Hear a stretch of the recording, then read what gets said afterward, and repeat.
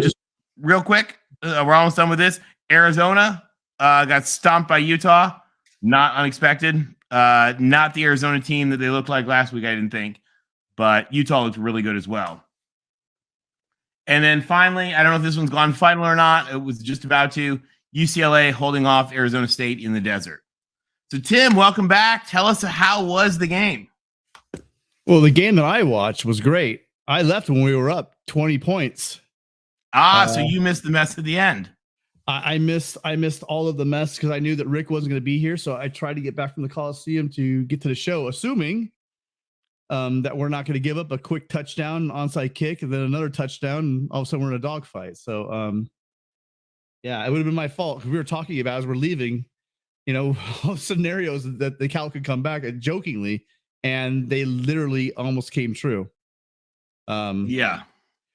The atmosphere is, I would have to say, has been. So if you want me to give the Coliseum crowd a grade for the whole year, because you've asked me this every time. What is it, like a C today? It didn't look very. It's just there's not a lot of energy in the stadium. I mean, they get it for third downs and fourth downs, but other than that, it's just really flat. And it's been that way, And I, quite frankly, I think that this team kind of does it to themselves.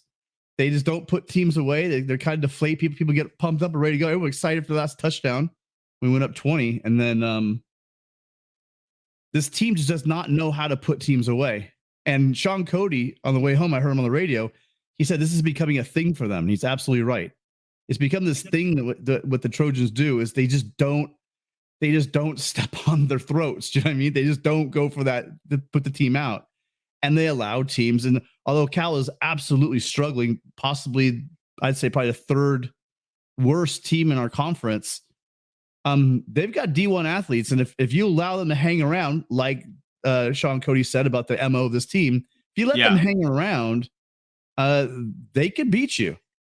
And my God, they got to figure stuff out because, as we're probably going to talk about, our rivals, that rivalry game against Notre Dame and against UCLA is not going to be the we thought UCLA in the beginning of the year, but we learned quickly that UCLA had more than enough to beat us.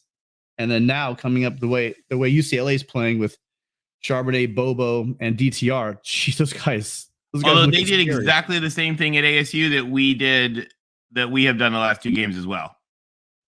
I mean, they just squeaked that one out by 6 points as well.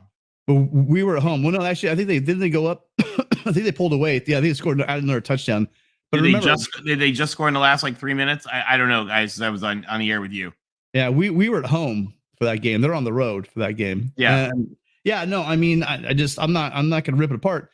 The game I watched was pretty good.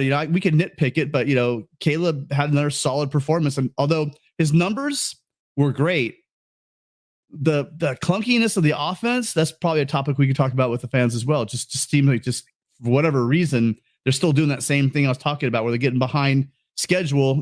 These third and longs, third and 10s are happening again. And we're getting the bounce passes.